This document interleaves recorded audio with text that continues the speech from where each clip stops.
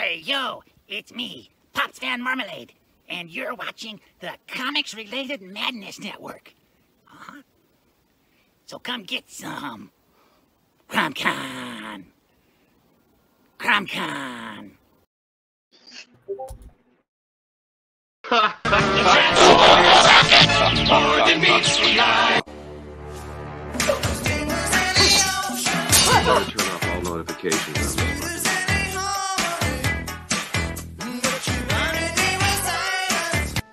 Are you the keymaster? You can tell by the way I use my walk. I'm a woman's man. No time to talk.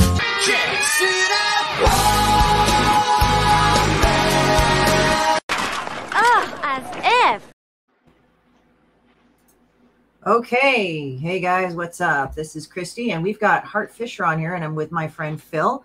How you doing, Hart? I was taking a look at your book. You funded last night. You were telling me early, very fucking early this morning. That was probably your evening, 6 o'clock your time. So I have you here on the show, and hey, Charles, what's up? So you had a very long and storied history, and we only started talking about it yesterday. Basically, you have published, yeah. So it's like you had to publish one of my favorite artists and zines, Mike Diana. We talked about that. Boiled Angel, baby. Love that book. Yeah, and I also have like a couple of those fucking pictures behind the nice, cute Christmas shit over there. I have to not scare my family. And, you know, Big Book of Dahmer. This was a reprint of the comic Dahmer that you did years ago when Dahmer first got caught. So tell me all about that, man. Well, actually, it's all 4 Jeffrey Dahmer books. You know, I published this book on March 2nd, 1992, so it's weird for me to be here 30 goddamn years later and to have the same bullshit happen to me that happened to me back in 1992 when some asshole television reporter bought these books, the Jeffrey Dahmer Unauthorized Biography of a Serial Killer book, a black and white comic book done by an independent publisher who was right out of art school, well, college, with an art degree, and was working as a bouncer at a local bar called Mabel's. That was me. And this reporter ambush interviewed the victims' families. He bought the comic book and went to their homes and jammed it in their face right at their doorstep, a la, like their 60 Minutes or something, and said, "Are you upset about this?" Well, no shit, they're upset. You just showed up on their doorstep with a comic book portraying their loved ones, you know, being murdered by this scumbag.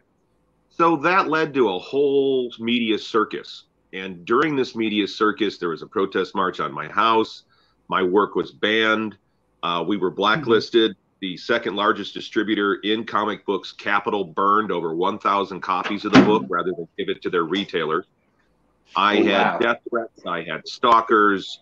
It was pretty brutal. And my girlfriend was raped and murdered in the middle of making my first film, The Garbage Man, in the middle of all this.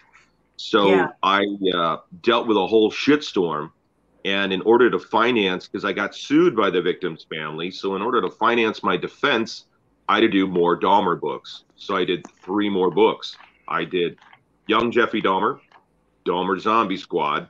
Then I did Jeffrey Dahmer versus Jesus Christ, the most offensive slugfest in the history of comics. Because if you want to fuck with me, if you want to shit on me, and you want to tell me that I'm a terrible person, well then, motherfucker, I'm going to show you what the fuck that kind of person is, asshole.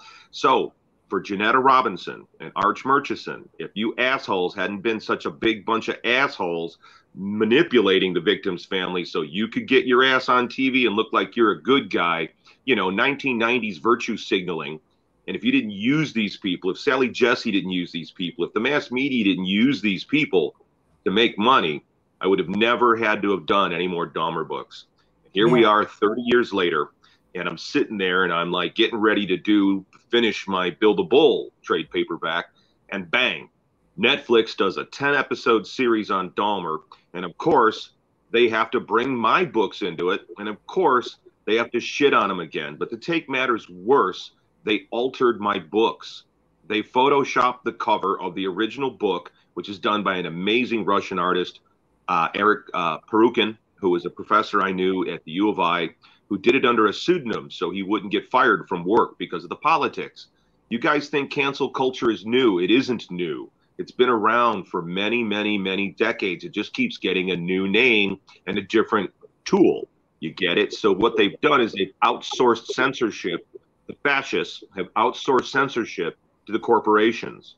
So because of Netflix, because of their damning portrayal of me and my artists, because these are good books. These are very good books. They're very funny. The sequels are funny. I went for humor in the sequels. So the victims' families aren't involved in Young Jeffrey Dahmer or in Dahmer Zombie Squad or in Jeffrey Dahmer versus Jesus Christ. Those are books that went in a whole different direction. The first Dahmer book is a very serious biography book, and I tried to handle a distasteful subject matter as tastefully as I could. Well, I mean, the thing is that it's funny because, I mean, I don't want to like disclose how long I've been on this planet, but I do remember the 90s salaciousness. Like in some ways, it was good to be an adult during the 90s, but in other ways, it was rougher because you had shit like that. You had people that did the gonzo journalism. I don't know if that's the right thing, where they'd show up and said, do you realize how fucking awful this is? And it's people that are obviously traumatized by the shit. And it's kind of funny. I've been through some of that shit too that you described, which is not fun to deal with. So I have empathy for you right there. And it's like, it's kind of weird. Because of the Netflix special, I'm getting death threats again. Because of Netflix, because of they didn't even have to bring me in. I'm not even part of the narrative. Like I did these books. How are these books part of the Dahmer bio narrative? How are they? Why aren't the trading cards singled out? How come all the novels haven't been singled out? Why is it me? And this is 30 years. I purposely left them alone. I purposely didn't reprint these books. I walked away from the whole thing. I did the books. They had their day, and I walked away. You get what I mean? I took the higher ground. So now, 30 years later, I feel like I'm in Godfather 3, and they pulled me back in, you sons of bitches. And they photoshopped the cover of Jeffrey Dahmer versus Jesus Christ. And for no reason, like, why did you need to do that? And I'm an entertainment professional. I've been working in film and entertainment for 30 years. And I've had, these books have been in, my books, the Boneyard Press books, have been in Scream 2, John Waters' Serial Mom, Nat Geo's The 90s special, The Last Great Generation, the movie Val Kilmer's The Salton Sea, which is a really cool revenge film. There is so much that my books have been involved in. Yeah, it's a good movie. If you've seen The Salton Sea, there's a scene where all the meth heads hang out in their shooting gallery, and on one wall is all comic books from floor to ceiling. Well, those are all Boneyard Press books. All the art. Okay, no. That's awesome. Yeah. I never knew that. Yeah, it is. And so the way it works is a production company contacts you and they say, hey, we want to feature your work in this film. And you go, oh, cool, great, send me the paperwork. And you read the contract and you read the paperwork and make sure your rights are still represented. But the Netflix people and the producer of this, Ryan Murphy, they didn't bother. I think Ryan has a personal beef with me. He has some kind of issue with me because there was no need to do this. You could have just called me up. You didn't have to Photoshop the covers. You didn't have to do any of this stuff. You could have just sent me the paperwork. I would have signed it. I would have allowed it. You get what I mean? It's one of those things where as a professional, you do want your work seen. So the fact that they used all this work without permission, they altered it without permission, they misrepresented the work completely. There's a scene in episode 10 where you've got the 3 victim ladies. And I know these women because I was on all the talk shows with them. So I know them. And they're sitting around a table. And this is a completely contrived scene. This is a complete bullshit scene. And they've got the 3 ladies sitting around and they're all kvetching about the terribleness of their situation. And, oh, what are we going to do? Should we sue? How do we handle this? It's like, you guys don't get the moral high ground. You actually sued to get his cookware.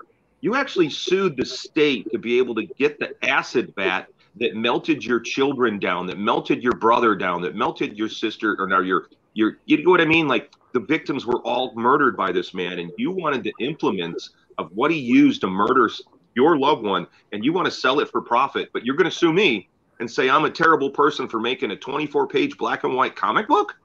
Are you fucking high? I find that interesting because the salaciousness, and people kind of go like, oh, the 90s didn't have that much salaciousness, not like now. I said, it's always been there. The salaciousness has always been there. In the 90s, it had its own flavor. I mean, you had the Wild West in the 20s where you had the whole gangster movement where people were doing death masks of I forgot, Dillinger, you know, and they tried to do one of his dick because they thought, oh yeah, that was his big dick. It's like, no, that was his arm in rigor mortis. But yeah, it's shit like that. And I find that interesting because with Dahmer, I mean, the thing is that like around that time, because I was getting into underground comics and comics. I worked at a comic store when I was younger. They actually had serial killer ones, like Dahmer and all those other guys. So to have it to this level of salaciousness or drama, I never understood. Before it was like, oh, they're like fucking double books. Oh no. But it's like, I never heard of this Dahmer series, which is very interesting. But then I never fucking was glued to Sally Jesse Raphael for a while. But then, as I said, it's also the social media thing that Pops is saying. But I just find it interesting, like reading about some of your backstory. I'm like, holy shit, like that's kind of crazy. And, you know, when we were talking about all the underground shit. So in another way, I think the underground shit is kind of cool because you can just do whatever you want. Like the Teenage Mutant Ninja Turtles of all things started off as underground. I remember somebody saying, yeah, I remember when they weren't held by the Comics Code and they could say whatever the fuck they wanted. I don't remember those times. I remember more mainstream. I have them all. I'm friends with Kevin Eastman. Kevin Eastman is a friend of mine. The comic industry is very fraternal. And well, what I mean is it's fraternal might be the wrong word, but what I would say is it's very small and people know each other. And if you do shows and conventions, you all get to know each other. You become like summer camp friends. And this is what it was like before social media. Yeah. So now with social media, and especially it really changed after the lockdown. You know, the lockdown really, well, they're trying to brainwash people. They're trying to like reprogram us. We're humans. We need to hang out together. We need to go see movies together. We need to go do rock concerts together. We need to get together and be big comic nerds and hang out and go through each other's comic books and look at the little toys we got and look what we're doing here. That's what we're doing here because we have this desperate need to coalesce together. We're tribal. We're tribal animals. Yeah, I kind of know Kevin Eastman sort of peripherally. I know him through David Avalone, who writes some of his books too and is involved with some of the stuff that he does as well. So I kind of know him peripherally. I don't know him. I've never met him, but he seems like a pretty cool guy. But yeah, he's fun. He's another martial arts nut job, and you know he's a very funny guy. Loves horror films.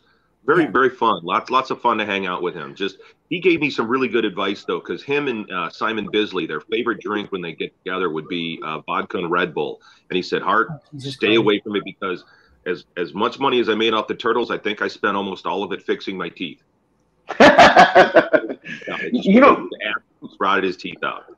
Oh, you know what makes me mad about this though is here they are attacking you know, Netflix and doing this show, but without your story, without your comics, without you essentially, they wouldn't have a program. And it's like I find it very hypocritical.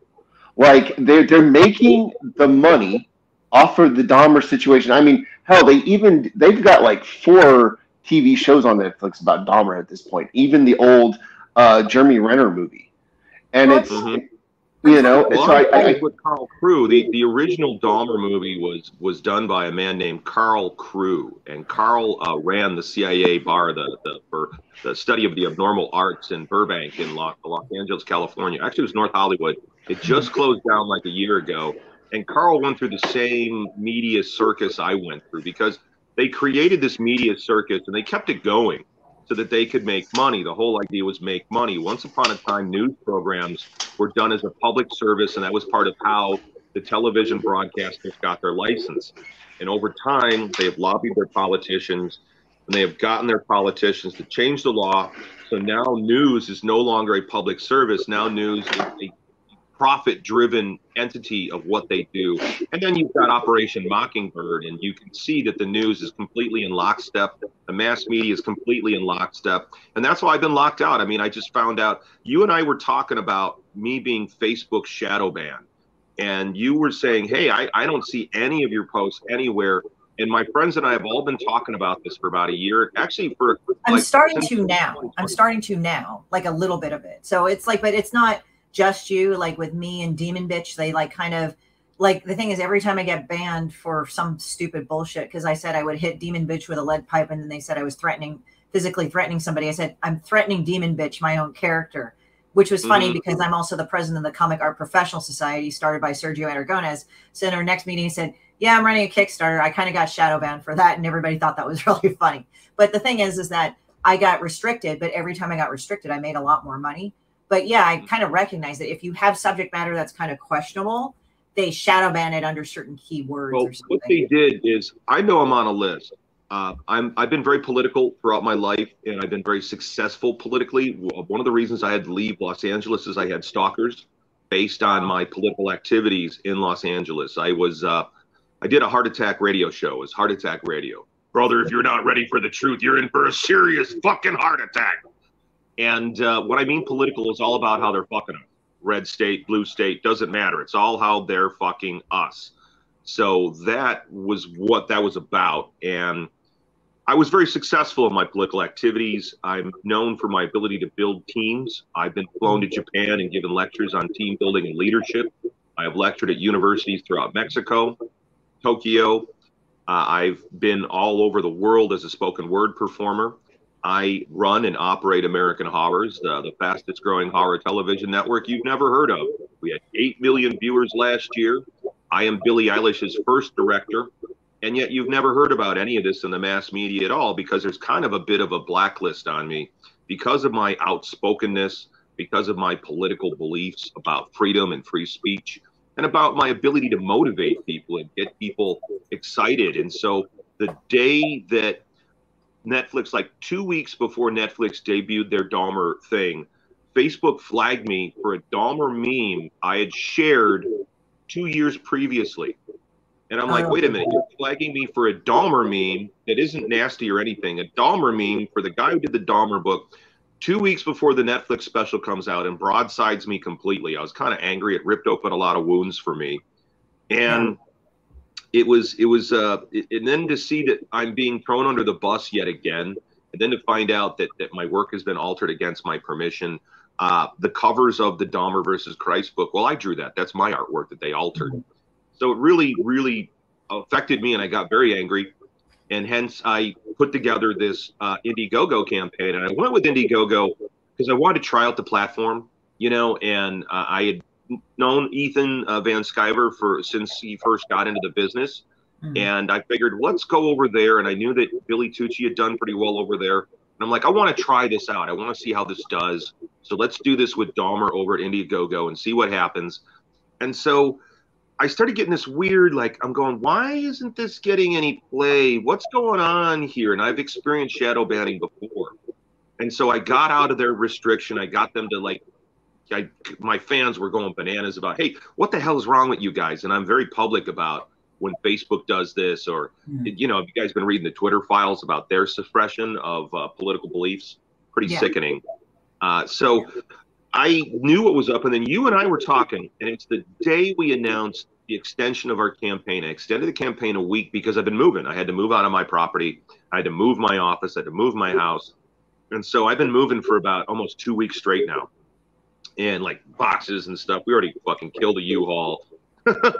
So it's been nuts. And so I decided I got to extend this one more week. And the day I announced it, the day I put everything up, and the night that you and I are talking, on Tuesday morning at 7:30 a.m., I'm flagged again, and I'm now restricted again on an account that I'm very careful with. And they flagged me for community standards, for misrepresenting the American Horrors page and misrepresenting the Boneyard page.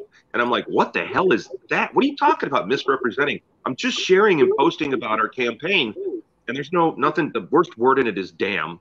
And they flagged it over the artwork for Garbage Man, I think. They said it went against community standards. It's like, guys, this artwork's all over Facebook. This artwork is on all these pages. And all I did was change the text of the banner cover to the Dahmer copy, because my movie, The Garbage Man, is an add-on to the campaign. And my movie's about a black serial killer. If you're a fan of Henry, Portrait of the Serial Killer, you're going to want to get this movie. It's very disturbed. And it was written, and in the middle of all this controversy, it's at the same time I wrote the Dahmer book and was dealing with all this stuff. So I felt it was important to put The Garbage Man in there as an add-on, and also an American Horror Story, which is me writing about my girlfriend's murder, the murder trials, being on the talk shows, being on Sally. It's a very riveting book. Yeah. So how did you like a lot of people when they kind of look at all the drama and all that, and I'm amused by the drama in general, not because it's supposed to be generated like you deserve it or something. It's just like, oh, really? Okay, this shit again. Because I mean, I've had people come at me about my work, which was really funny. I've had people actually personally come up to me and say, you fucking did this to me, you bitch, and try to call me out. And I'm just like, honey, I've already run into 4 or 5 of you already. You're not special. And they go like, oh, fuck. Because I mean, I admit, yeah, it's from real life. But it does like, do I put your fucking names in it? No. Do I put anything in it? No. It's like, I just basically draw it. If you're that asshole, you can change. I'm not trying to put a spotlight on you. But it is funny because the amount of people that are remarkably not, like I know a lot, I have a lot of friends that are fans that are heavier women. There's a woman named Egley that's a fat piece of shit, but she also lies about being a triathlete. And they think it's funny. Yeah, I mean, it's like I think she's in the first book, but if not, I'll like let you like, look at the other books. But it's like it's more of like this, like fuck you to all the people that were assholes to me, or the personality types. I started off with Personal Monsters, and that was a kid's book for adults, and that's a popular book. I've sold out of that right now. Part of what art is, isn't it? About you're processing things. You're trying to take something negative and make something positive about it. As an artist and a writer, you're doing exactly what we're always taught in school: write about what you know. Yeah. As an artist, work with your expression. Absolutely. Well, so it's terrible that you're expressing yourself. So somebody's upset at the way you're expressing yourself. So are their feelings more important than yours? Well, and also here's the thing too, which is even funnier because I was friends with the people that ran Fugly, like some of my friends that did like that all that shit. If you go back to Fugly, they have the original shit. I mean, there is one where this guy, one of my friends, he unfortunately passed away a few years ago. But he was like the best, but he was also one of the sweetest guys. But I know that sounds kind of like fucked up because he made fun of EverQuest. Because remember back in the day, EverQuest was the big fucking game that all these guys would play. And I don't have a problem with that. I've gamed on the old style games and all that shit. I just haven't gotten into the new games just due to time. But there was one time where he went up to the guy and started trolling him and said, hey, yeah, you know that game EverQuest? The guy says, yeah, don't you like it?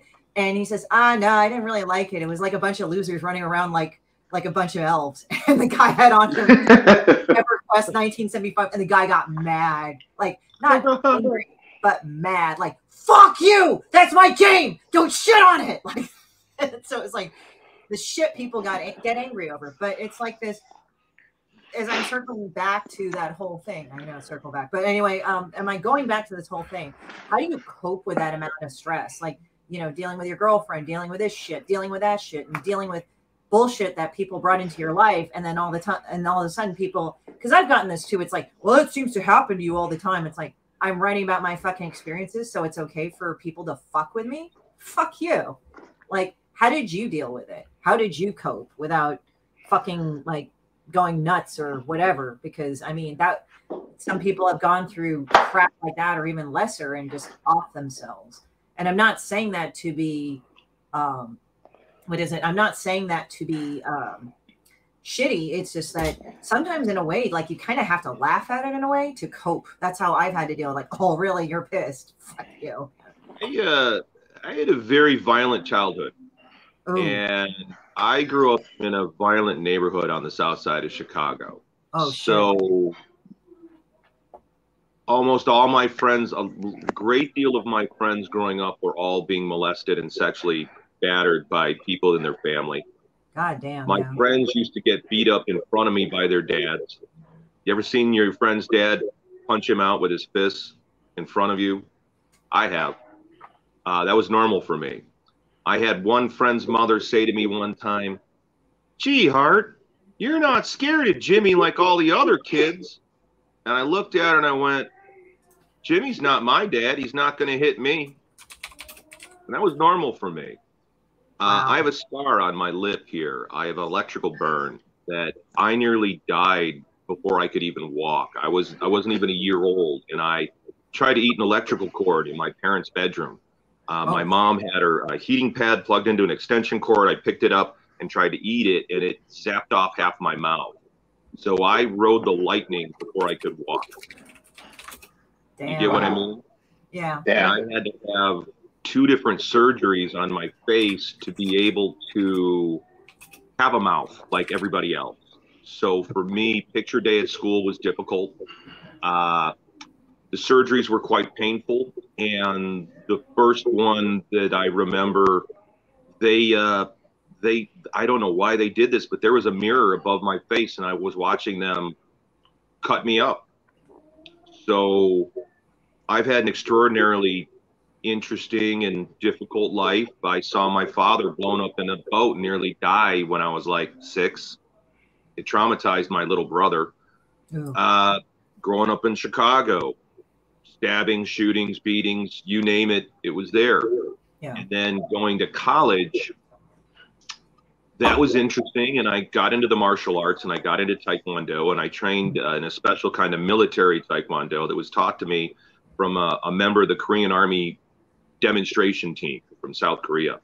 I'm kind of laughing because my uncle was a paratrooper in Nam for the ROK. So yeah. And I worked with the ROK, and it's funny you mentioned that, because some of those guys, as a soldier, when I was stationed there, when the Americans came over, they stopped doing that kind of martial arts when we came in. So we stopped doing ours around them in protest, because they wanted to learn ours. We wanted to learn theirs. And no one wanted to share. So I'm laughing when you brought that. I was like, oh yeah, that guy wanted to make money. That's, so I'm laughing.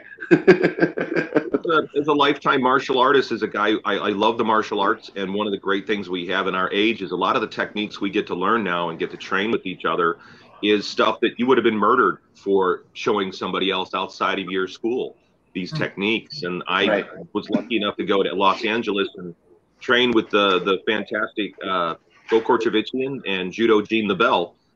So I got to continue my training with a bunch of amazing people at the highest Dan academies. And that's part of it is, leading up to the Dahmer thing, I had already had 2 of my girlfriends had been raped, and one had nearly been killed by a stalker that was stalking her. My other girlfriend was raped by one of my coworkers at the bar. So I had already dealt with a tremendous amount of violence, and I was already a victim of violent crime myself, a victim of violence myself. So when these folks decided that they were going to pick me as a victim, and they thought they were going to bully me, and they thought they were going to ram me through their corner, I told them, fuck you, motherfucker. I'm from the south side of fucking Chicago, and we don't run here, motherfucker. Because if you run on the south side, you're going to run the rest of your fucking life. And you picked the wrong fucking guy. You picked the wrong fucking guy. And Ryan Murphy, you picked the wrong fucking guy. You had to drag me into this, asshole. You had to fucking drag me into this, didn't you?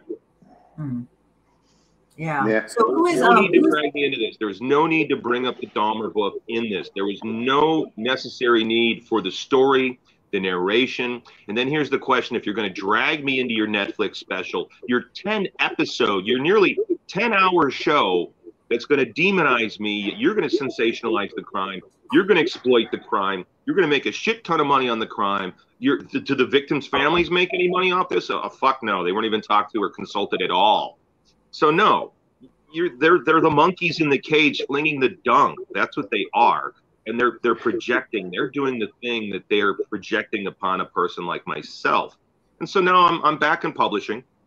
My TV channels, American Horrors and American Horrors Classic, are doing very well. We've got an amazing viewership. Our average watch time for American Horrors this year is 39 minutes per viewer. Does Netflix have that watch time? I don't think so. They got more money than me, but I think we're doing a better job than they are. And perhaps that might be why they didn't want to name me, because they don't want anybody to leave Netflix and check out my free channel. American Horrors is completely free on Roku or online at AmericanHorrors.net or BoneyardPress2020.com or Glued.tv. And it's free. And there's no commercials during the movie, unless you watch it on Glued.tv, because they insert commercials. Yeah. Now, out of curiosity, so talk about American Horrors. Go and extrapolate on that. Like, what is the network about? Obviously, it's about American Horrors, but explain about that as well. Well, the funny thing about American Horrors is, okay, so I did comics, and I love comic books. I love comics. I love the art form. I love the expression of all the different artists. One of my great joys with Bill the Bull was how many different artists I got to have put their vision on the character. It's really interesting to have somebody reinvent your character. I like that stuff. So I got out of comics in 2004 when the industry collapsed. The industry completely collapsed, and it was a whole thing with the distribution. The way it was set up is bad. Crowdfunding, you guys at home, crowdfunding has saved this industry. I really got to give it to the fans. I used to poo-poo Kickstarter until I had to do a fundraiser. My wife died of cancer in 2018. So I did a GoFundMe. Thank you. I did a GoFundMe for the monies that we needed for her treatments that the insurance wouldn't cover, stuff. They put her on any pill they could think of, but they wouldn't do something like, I don't know, severe anemia. Hyperbaric chamber. Treatment for severe anemia. Better than a pill. Gosh, gee, why wouldn't you finance that, insurance company? Because it's not a pill, because you're not getting a kickback from it. But that's a whole other subject. We're going back to American Horrors. So American Horrors, I left the industry, and I ended up working in post-production. I had a post house called Crime Pays, Inc. And we were doing low-budget horror movies, music videos, infomercials. But wait, there's more. Call now and get Shinn's new book. So we were doing that. I do voiceover work.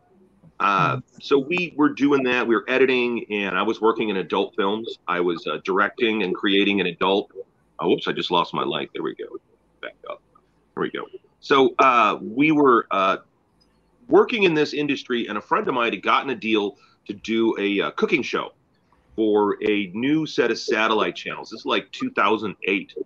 And they contacted me. It was kind of funny because there were a bunch of Christian channels that were launching overseas in Europe. And these ladies, they brought me in for a meeting, and here I am, Hart Fisher, the evil author of the Jeffrey Dahmer book and such, and and co-author of A Taste of Cherry, the Kill Image book, the Kill Marvel book, the Marvel Can Suck My Cock t-shirts, all kinds of shenanigans I've been involved in. I faked my death for April Fool's Day in 1998. So it's been a pretty crazy life. And so I had this meeting with these three black Christian ladies. And they reminded me a lot of the victims' families from Milwaukee, only they were much more highly educated. They were very educated, and they were very higher level career women. So it's really interesting to deal with this other kind of black Christian woman. And they're like, we want you to do a horror block for our channel. And I'm like, okay, we want you to do a 2-hour or 3-hour show that'll be on Friday nights. And you're our horror block. And my wife, Waka, and I had already been working on a concept called American Horrors. And we were going to distribute American horror films to Japan because she was a translator. And we knew that most of the subtitles on these movies were terrible. And they kind of ruin the movie sometimes, the translation, when the translation sucks. It kind of kills the movie. So we were going to do that, and we got a contract with the global broadcast company. And the funniest thing is they go, we want you to host, Hart. And I'm like, me? They're like, yeah, we want you to host. That's a condition of this deal. We want you as the host. Well, okay, all right, I'll give it a shot. So we went out, and they wanted the show fast. So we went and we shot the first season of American Horrors in 2008. So it was a TV show, because there was no television show for horror. There was no news show for horror. There wasn't a horror channel at this point in time. There was no Chiller TV. There was no FearNet. There was no nothing. So there was something that they were trying to get off the ground called the Horror Channel, but it never got anywhere. They were trying to do something called the Monster Channel, and that kind of disappeared. I remember the Monster Channel. Yeah, it was bad marketing, very bad marketing. It's a newer thing. This is 2008. Yeah, so I'm just thinking now. Yeah, so we did the show. We shot a whole season of it. We had it done, and then the real estate collapsed. The real estate bubble blew in 2008 and 2009. So these channels did not get off the ground. Los Angeles had a tremendous depression. I watched almost every one of my friends' businesses go under. At this point in time, I'm directing music videos, and I had a music video on MTV Headbangers Ball for Obituary, Evil Ways. And so now I've got this whole season of this American Horrors TV show. So I went to NAPI in Las Vegas. It's a big convention like the American Film Market, and TV show producers and all the TV channels are there, and you go and you're selling your show. So I submitted my show to like everybody at FX and Fox and, all the different networks. And a friend of mine ran into an executive in the airport lounge, because at NAPI I stole a table. We've all done that one. Latin Heat didn't show up. These tables cost like 10 grand. So imagine a comic convention where every table costs like $10,000 and they're serving booze right there at the show.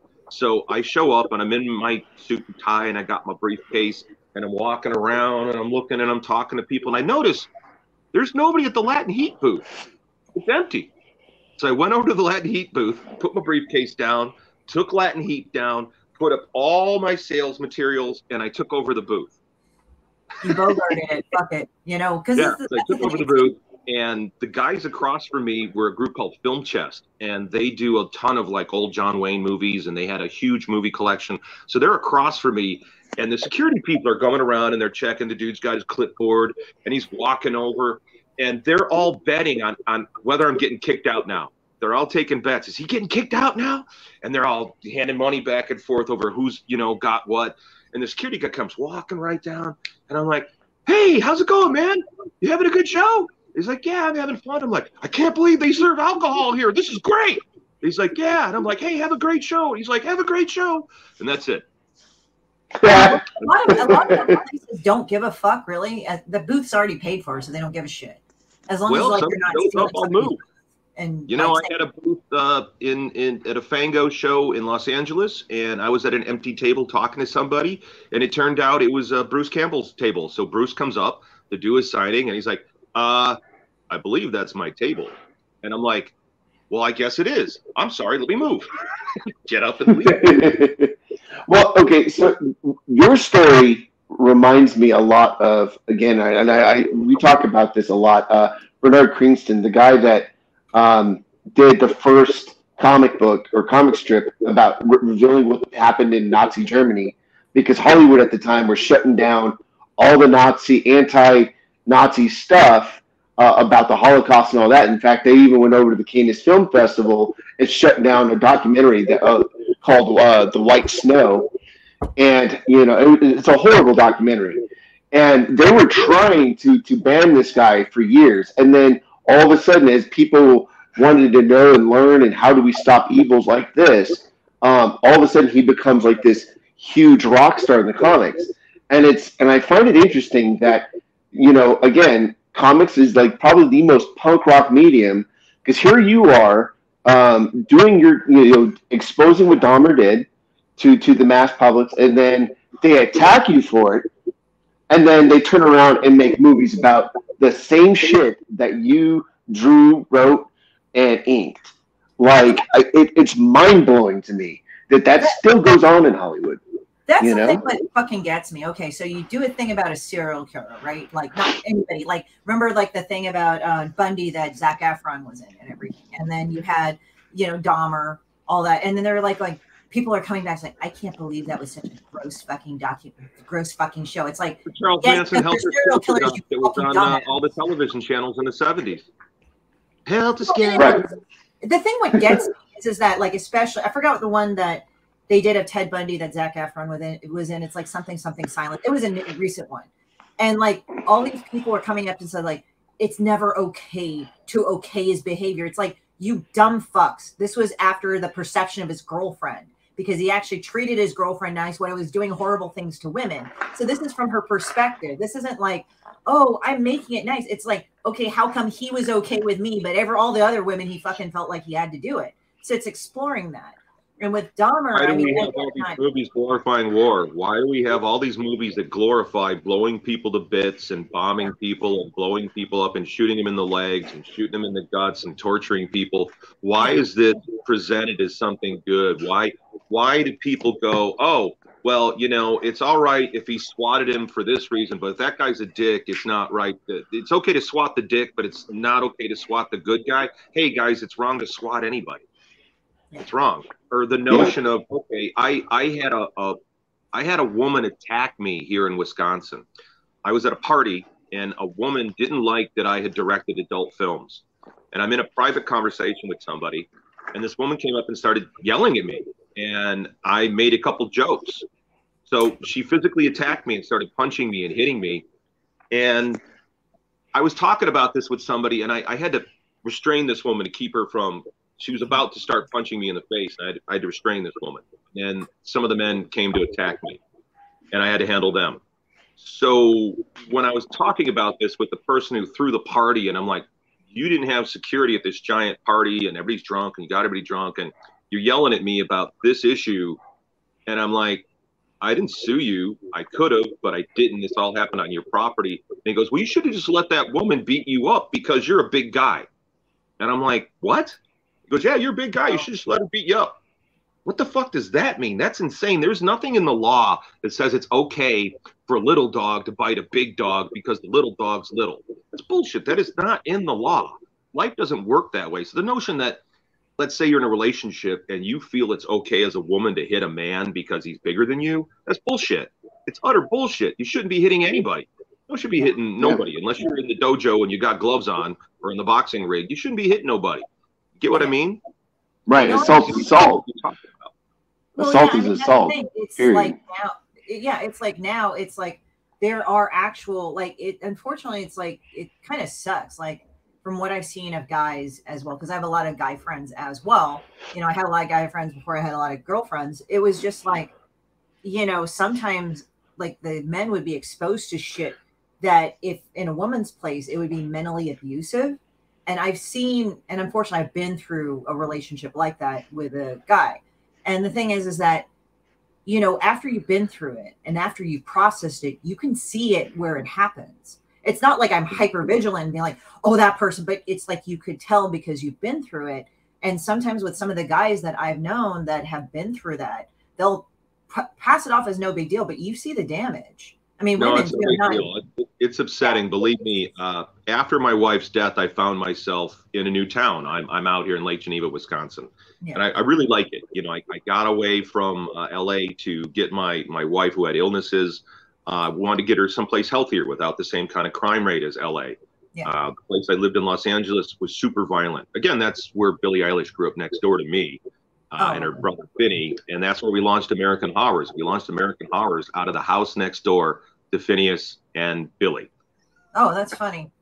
Oh, that's Billy hilarious. in the opening credits. So the opening credits of the American Horrors television series was shot in Billy's backyard with her little playset that her father made for her, Patrick.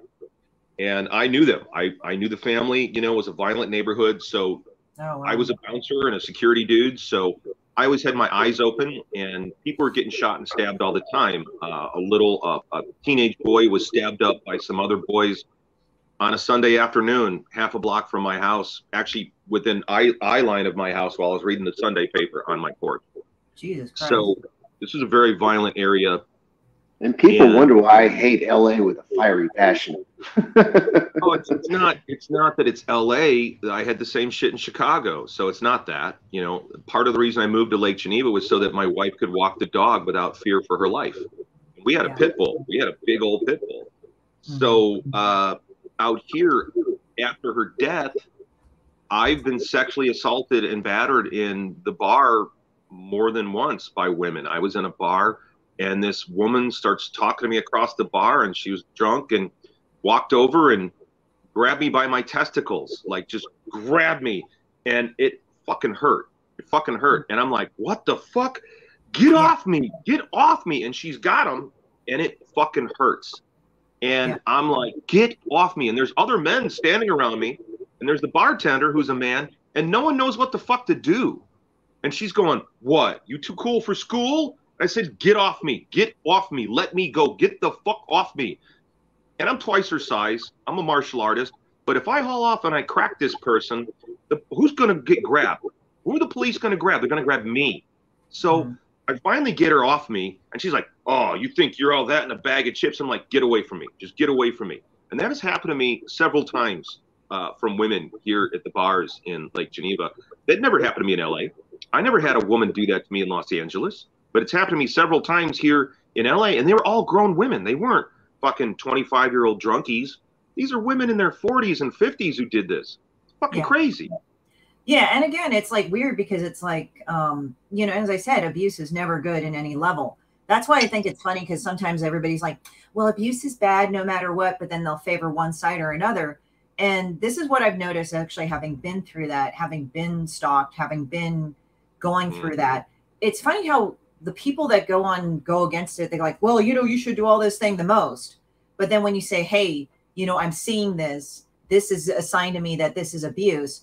Oh, well, no, that's nothing. That person's grown ass. It's like, so you don't understand what I'm trying to say. Like, I'm like, listen to my words. I've been through this, And well, sometimes they don't want to give it to you. They don't want to give it to you.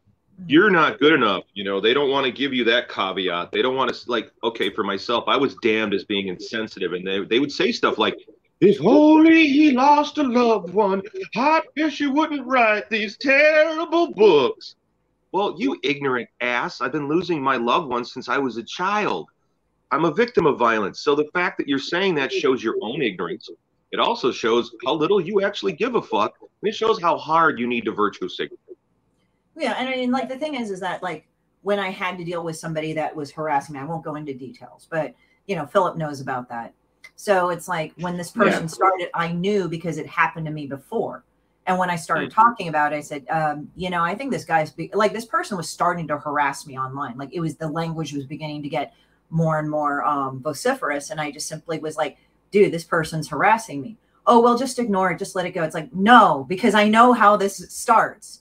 It starts small in certain ways. Like, you just kind of know, like, how the pattern is. And then it escalates. And this person had a record of, even threatening to shoot somebody online before. And, and we can go offline about that. I don't want to go online and do this because it's a whole other thing. But it's kind of like I had to handle it both legally and both professionally. I never talked about it on Facebook or anything like that. But the thing is that it is amazing in the community sometimes with the people that virtue signal the most. That's like, well, we're not going to do it, be affiliated with that because of this, and this and everything. But the moment you tell them that it's happening to you, I don't care. I mean, I don't think it was because I was a woman.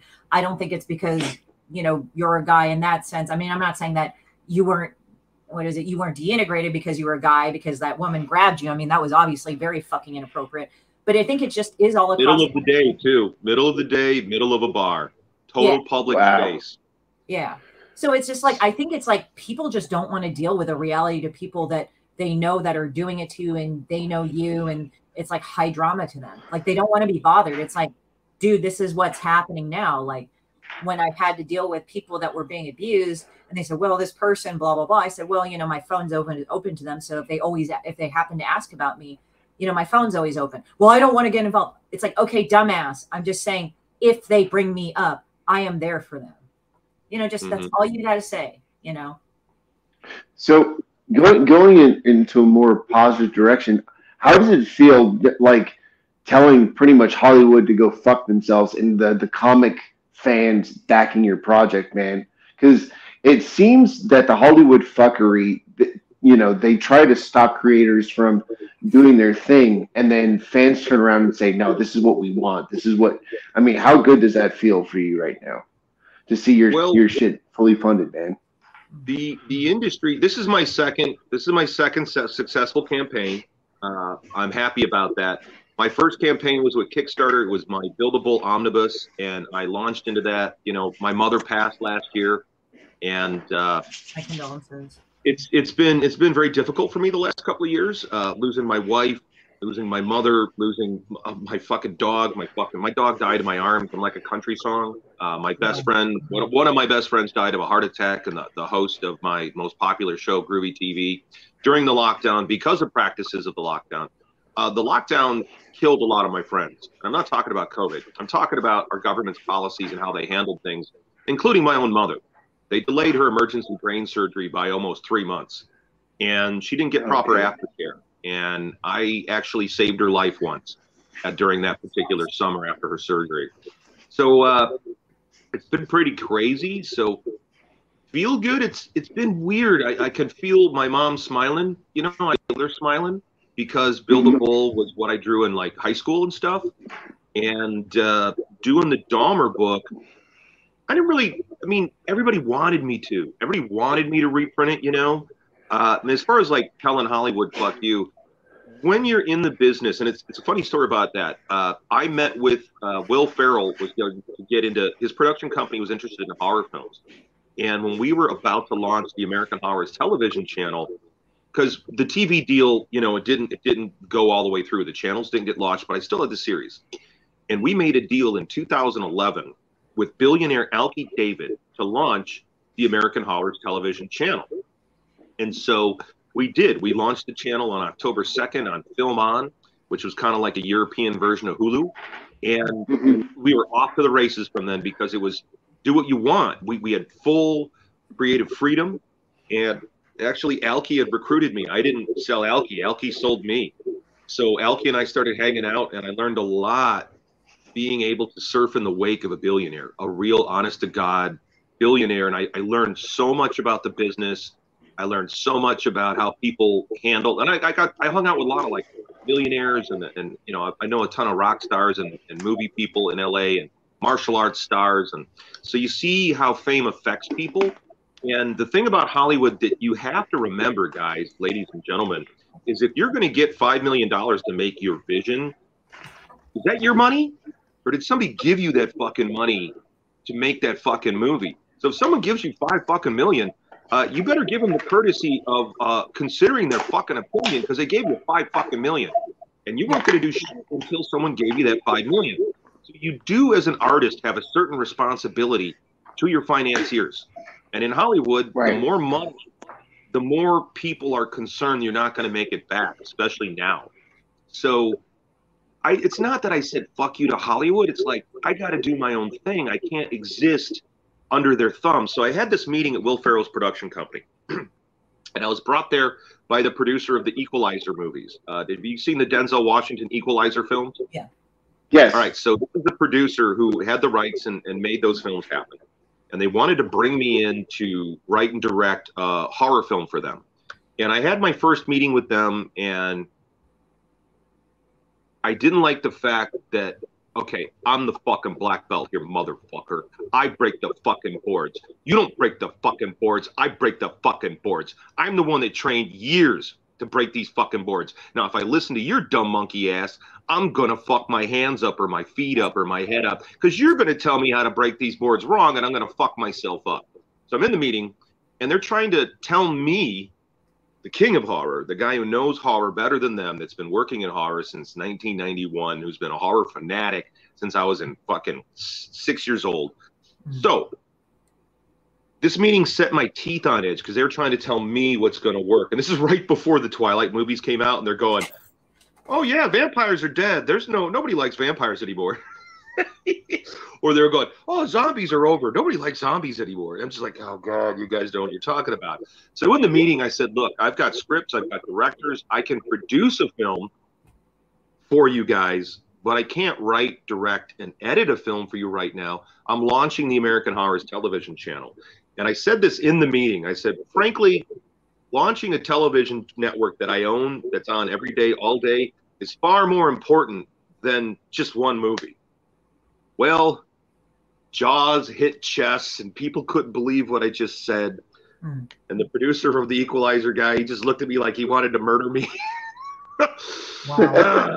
That's what happened, because let's be honest here. It's now 11 years later, and my channels are on. I've got 2 channels now. I've got my own viewership. I got my own audience. I am beholden to no movie studio.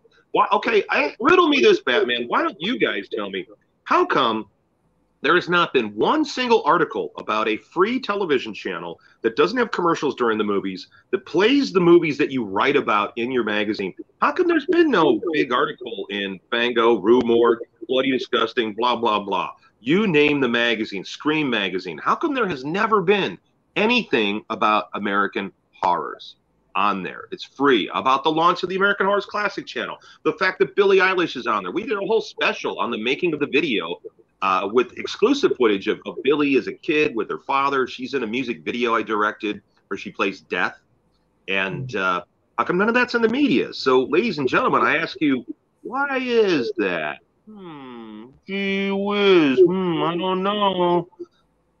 I don't have an answer for you. I asked the question because I'd like to hear this from the people in the crowd. I'd like to hear this from you folks, because if it wasn't for shows like yours, I'd be marginalized. And that's why your shows and independent voices like this, the podcasting revolution, the crowdfunding revolution is so goddamn important, because that whole fuck you to Hollywood is the fuck you to Twitter. It's the fuck you to Facebook. It's the fuck you to Instagram. It's the fuck you to all this corporate fuckery is trying to ram down our throats. You can't say that. If you don't have my political opinion, you're evil. If you don't have this, fuck you. I'm going to do my comics. I'm going to do my TV channel, and you go get fucked. And if you don't like my channel, don't watch it. It's free.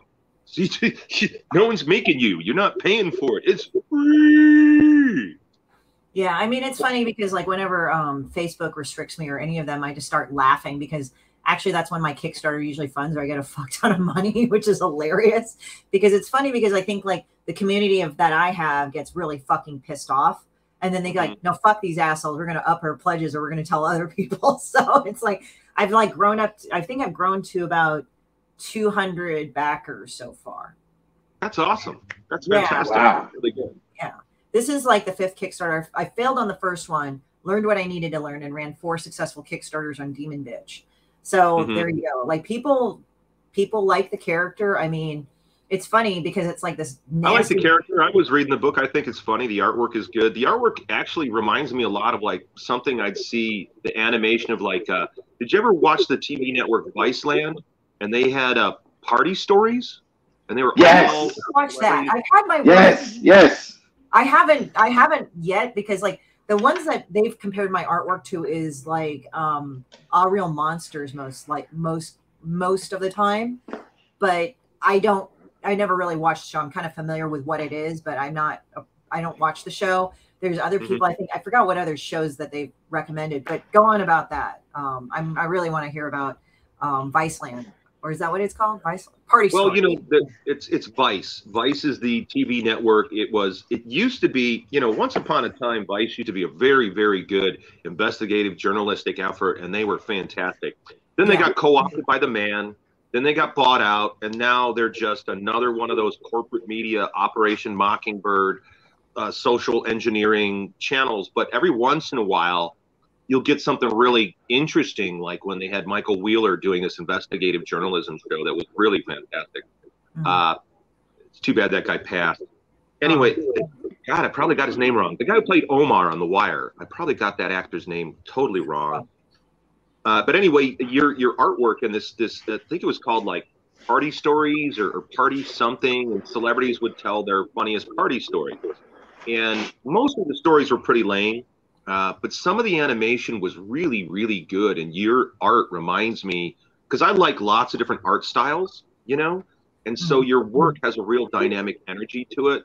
Your lines and your structure and your colors, very poppy, I could totally see your character animated. Yeah, thank you very much. I appreciate that. And I like the attitude. I love the bitchiness. I love the attitude, because we need more of that, frankly. Well, it's kind of funny why I started Demon Bitch, but it starts off like, you know, when they kind of groom you, they say, oh, you got to go and be professional. You got to draw the pretty shit. You got to do all this. And I don't mind drawing pretty shit, but it's like I would draw well and nobody noticed me. And it's like, oh, but you need to be professional. So I would be professional. Nobody noticed me. And I just said, you know, kind of fuck this. And so I just started drawing whatever I wanted. And it was like, oh, shit. Like, it's kind of like, literally somebody said, it's kind of like you take the dead elephant and you put it on a plate and you go, here.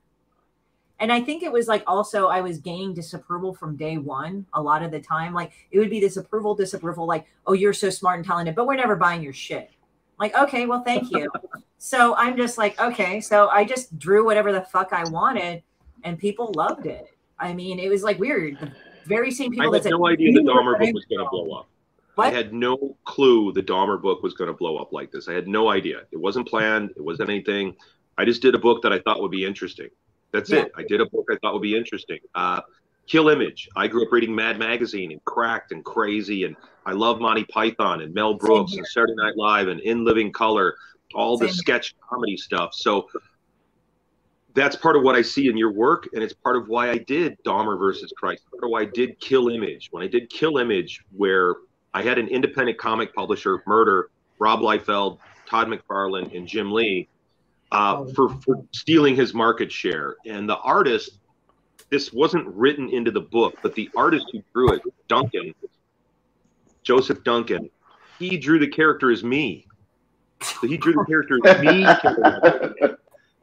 And I'm like, oh, fuck. Oh, my God. I got the artwork in from him, and I'm like, oh, fuck, Jesus. Okay. Oh, it's done. What am I going to do?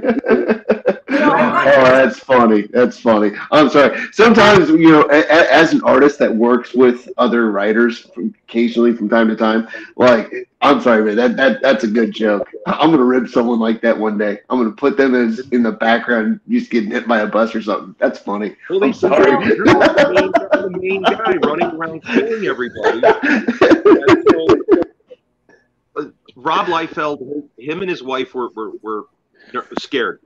They were terrified. Rob later told me, he said, Hart, my wife was really scared because you nailed the backyard, because the character drowns Rob Liefeld in his pool. So he's like, you nailed my backyard in the drawings. You nailed my backyard. It really creeped out my wife. And then I think Jim Lee was really nervous about it. Todd took it in stride. And Todd would take it in stride, I bet. He seems to be the personality to just do it in stride.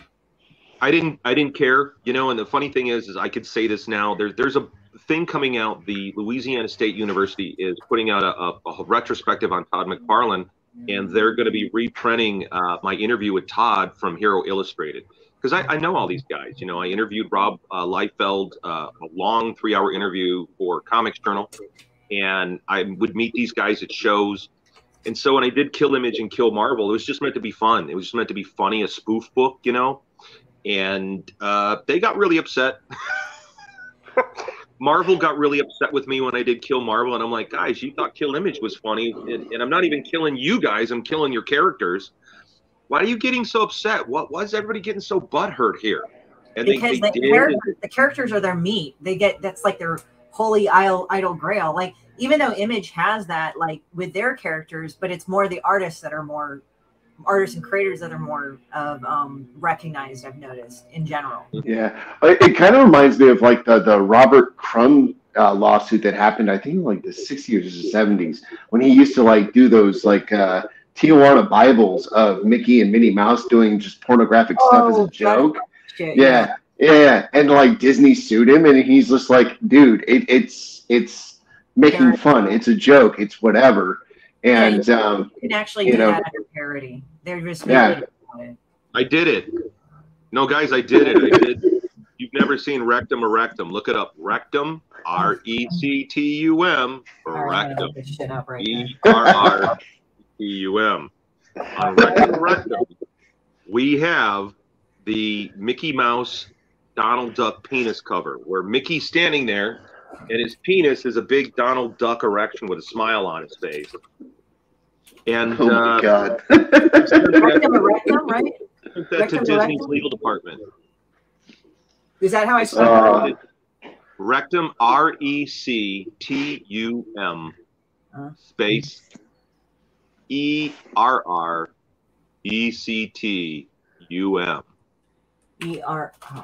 E-C-T-U-M. Okay, let's look this up. Our show is about to get banned from YouTube. Rectum erectus. I'll probably have to go images. I'm pretty sure we will be banned in a minute. Let's see. Right there. Oh man, that's too funny.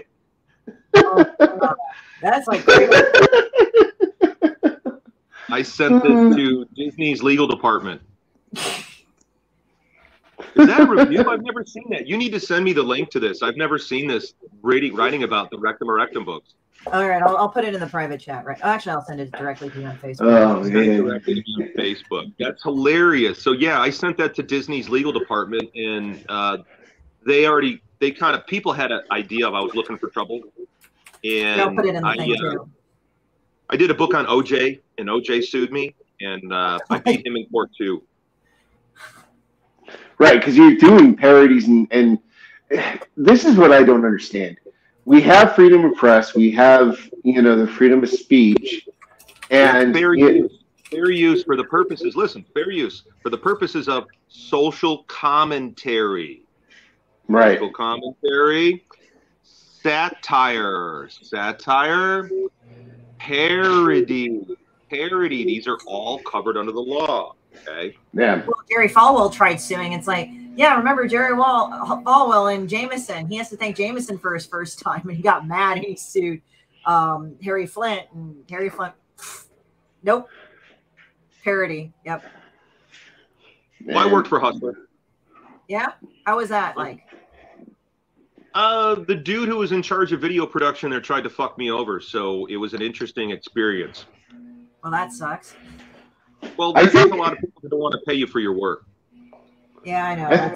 I think a lot of people that get into production do adult films once or twice. I know, like, for me, when I was starting out as an inker, to help pay, a friend of mine's like, hey, I got an adult film. Do you mind helping me set up the lights? You don't have to be there when they're filming, but I'll pay you $800. And I'm like, $800 is $800. I'll set up the lights. I don't care. Like, you know. Well, the best thing about adult, besides, I mean, it's fun. You know, it was a lot of fun. It was fun. It depends on who you work with. It could be a miserable experience or it could be a good experience. And I worked in all aspects of it except for the sex part. I never got in front of the camera. I never had sex with anybody. But I did, like, lighting. I did do PA work. I did camera work. I was a director. I wrote it. And what I found was the great thing about adult was it was a fantastic film school. You got experience. You had to solve problems on set. You had to deal with actors who can't act. You had to deal with story issues. You had to deal with location issues, audio issues, you know. So you learned so much. And a lot of filmmakers, when I went into post-production, I found out that most directors had very little experience at filmmaking. They didn't know how to make a film. They didn't know how to put the images together. They didn't know how to tell a story. You get what I mean? So from doing that, you learn so much on the set, from mistakes, other people's mistakes, happy accidents. And so I found it to be an amazing film school. Oh, absolutely. Like, so my buddy, when she went from being an actress to being a producer. God bless her soul. She passed away from AIDS in 2015, but wonderful human being. And what's funny is what I learned from her is, like, everyone, you know, for the most part, watches it and they're like, oh, this turns me on. But you have to learn how to hold that camera and film it to where it excites people, versus if you hold it a different way, it can disgust people. Mm-hmm. And she was telling me the science of it, and I was just like, wow, okay. I didn't know that, you know, and then she told me. It changes you as a person. Like, when you get involved in adult, what I used to tell people, I used to say, I've been feminized. I need to be held. You better tell me you love me.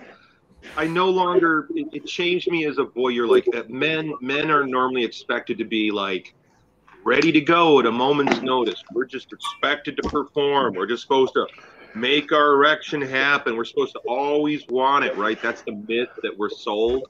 But we're people. We're people. We're just like women, you know. We're human beings. And so my joke was, I no longer, I wouldn't walk into a strip club and be aroused anymore. It didn't do anything for me. I've been watching people fuck all day, you know, and you get into that. And so now you want to be with a person. You want to interact with a human being. You need to be with a real person. That's what happened to me.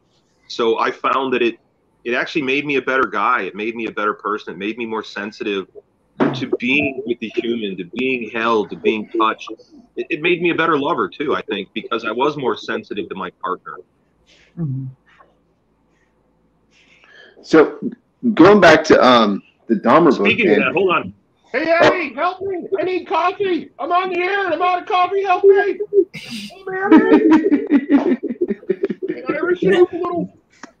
Is that your lady? Yeah. I've got a girlfriend now, and it's pretty cool. Yeah, that's awesome. That's wonderful, man. It's pretty strange because, you know, she has her own, she's been working with me. We met here in Lake Geneva, and she was part of a whole other scene. Her boyfriend before me, one of her boyfriends before me was it wasn't a boyfriend. It was her girlfriend who was transitioning from being a man into becoming a woman. So Abby has been actually a really interesting person to be with and to discuss these things with from her perspective. and to get her ideas of this from the inside of dating somebody going through this process. And so she's actually really cool with the idea that I worked in adult, and she had her own booking company. So one of the great things is she's been able to help me with these campaigns, and I really got to thank Abby. I got to thank her production company, because she really has busted ass on the Buildable Kickstarter campaign, on this Dahmer campaign. She's just really kicked some serious ass, and she's helped me with a lot with she's good with copywriting, and she's good with the marketing and sales stuff. So she's really helped with that in my online store. And for anybody who's been waiting for an online order, I'm very sorry. We've been moving, and our order fulfillment center, we got flooded three times. 3 damn times, and I lost $5,000 worth of collectible merchandise because of the flooding, and my insurance wouldn't cover it. So it's been pretty hectic over here the last year. That sucks. Oh man, that's crazy. Yeah.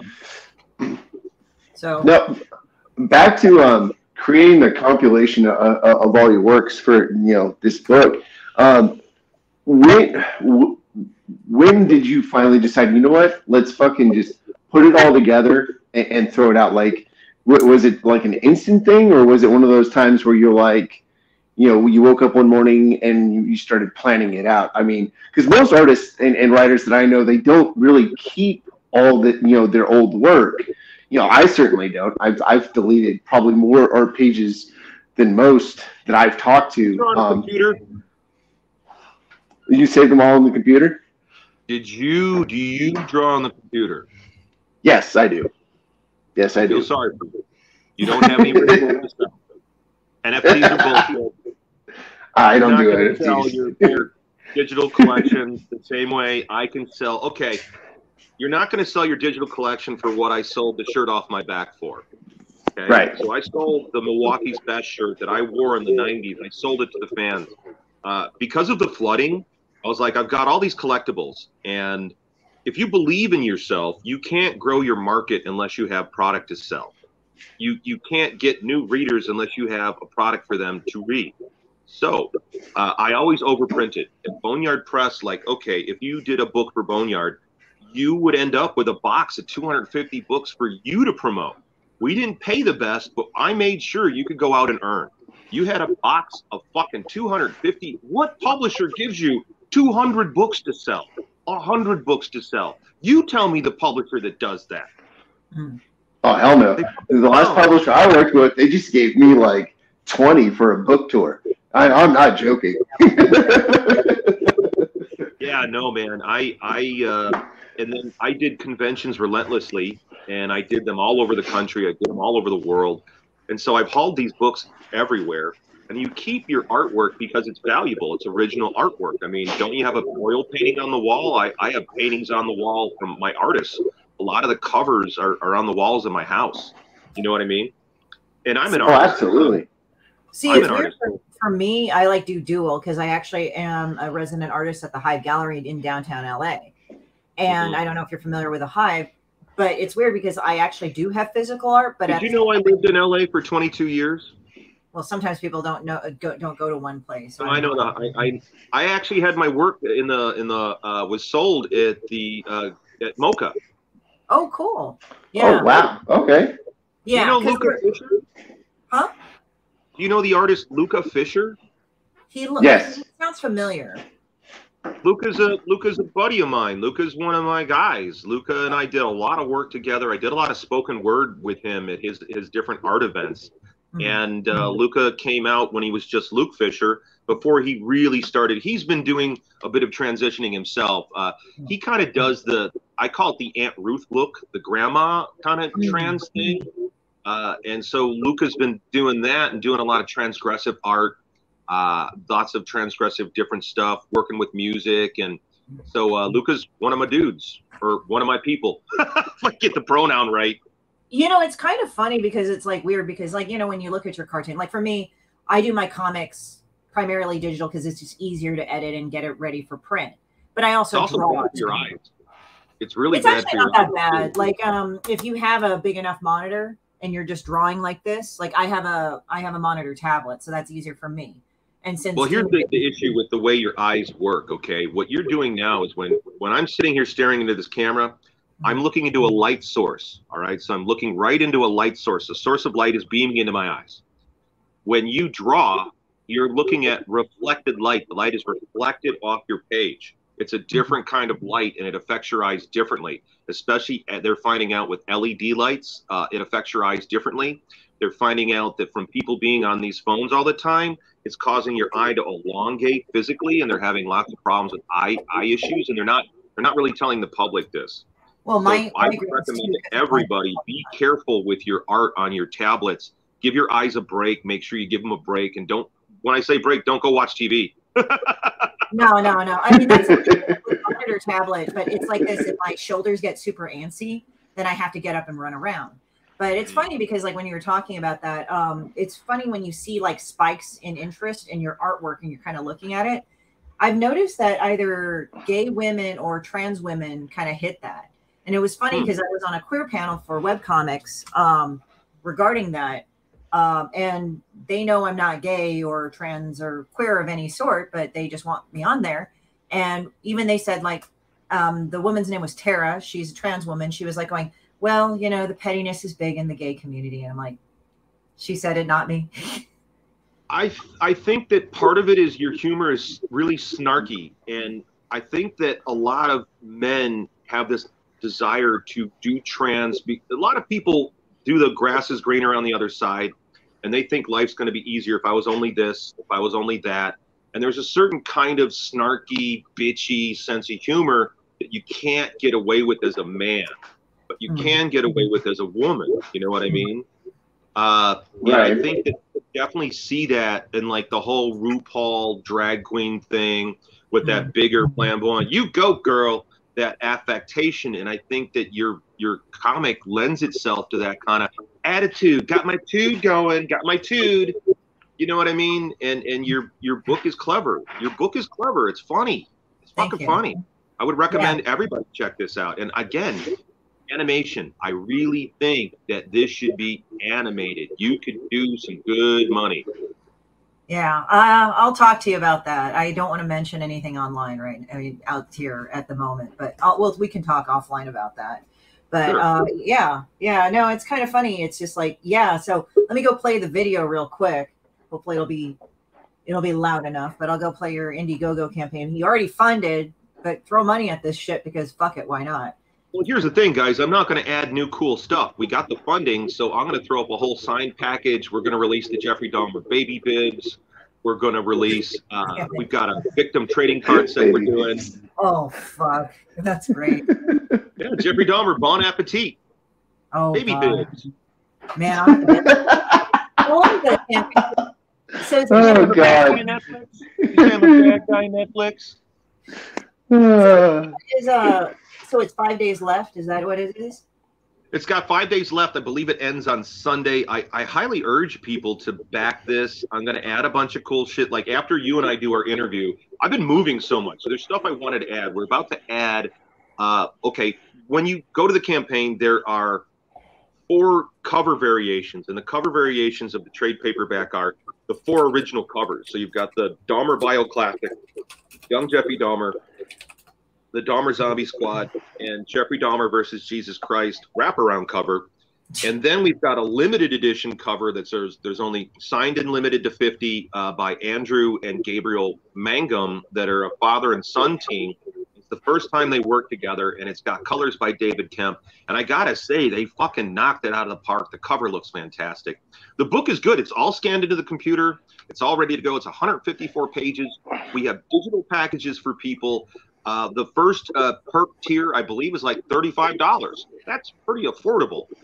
Yeah. And the only thing that sucks is shipping's a bitch right now. I wish I didn't have to charge as much for shipping, but I do. Yeah. And then there's digital packs. So if you're in Australia, if you are over in Japan, if you're in England or Ireland, I have a big following overseas because of the American Horrors channel. Like the great thing about the television channel is, boom, all of a sudden, France is the #1 country watching. All of a sudden this week, it's Indonesia. All of a sudden is the big, or all of a sudden it's Spain for one. It was Spain for a week, and I don't always know how that happens or why. But all of a sudden I'll get these spikes all over the world, and it'll shift. You know, one time it was Iraq. One time Iraq was the country watching the most. What So the we've been fuck? advertising the South American horrors. So there's a lot of people overseas that might want this, and you can get it. You can get the digital. And I'm going to do a shirt. We're going to bring back the Milwaukee's Best shirt. So what's the Milwaukee's Best? Is that in this video right here? I'm going to play it right now. Go right ahead, and I'll shut up. Okay.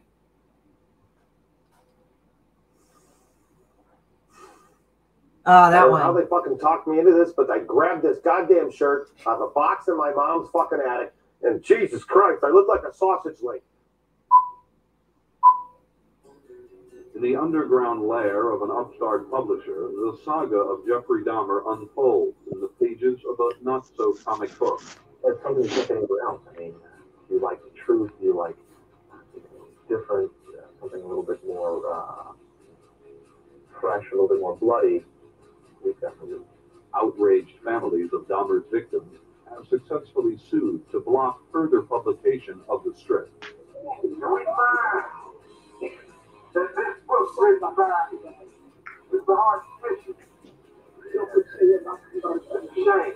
might find what he publishes absolutely repugnant, but here in America, you're allowed to publish and print whatever you want. We have all kinds of books about all kinds of murderers. We have movies about Adolf Hitler. What right does a group have to go and try and ban the publication? Hart Fisher is being sued by family members of Dahmer's victims for using their names and likenesses in his comics. But Fisher says his real concern is with the family's determination to have the comics banned.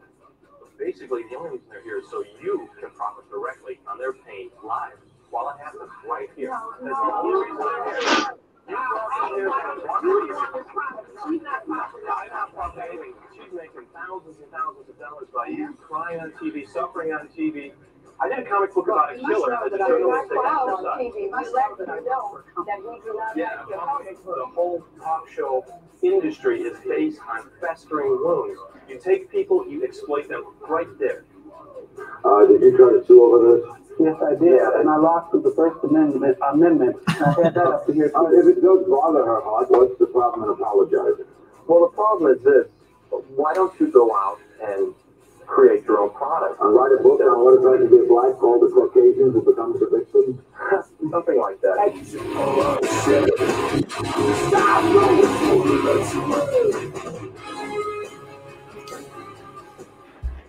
I've been through a lot on the south side of Chicago. So when it came time to do my own comic book company, well, Boneyard Press was about that primal scream for life in the face of death. I remember sitting in my father's kitchen. We were having breakfast. He lived in Country Club Hills. And he's as a, so this company you're doing is Boneyard Press, huh? Yeah, Dad.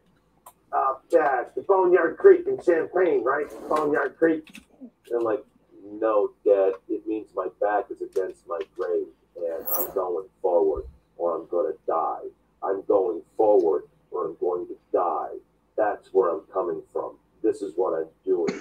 If I don't succeed, I'm going to tumble into my own goddamn grave. So I'm going to go over everything and everyone in front of me. Boneyard Press. Their titles include Dark Angel, Bill the Bull, Outlaw Nation, Jeffrey Dahmer, the Unauthorized Biography, Kill Image, Kill Marvel, No Stranger to Controversy, Hero Illustrated, called him the most dangerous man in comics. Welcome to Cartoon with Kayfabe, Hart Fisher.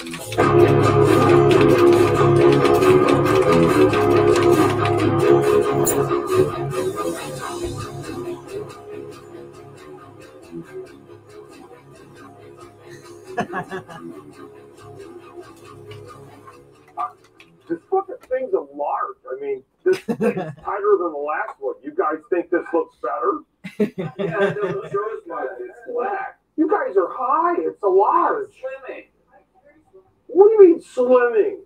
It's slimming. You don't look sausagey. Sorry, you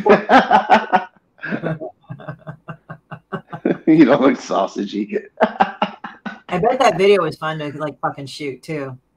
Well, that's one of the great things about running American Horrors is I'm actually a horror host. I asked some of the horror hosts I know, I'm like, guys, I don't host a show. I host a whole TV network. Does that make me a horror host? And like, yep.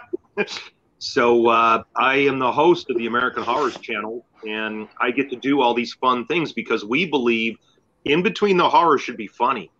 You know, you can't be playing at 11 all the time.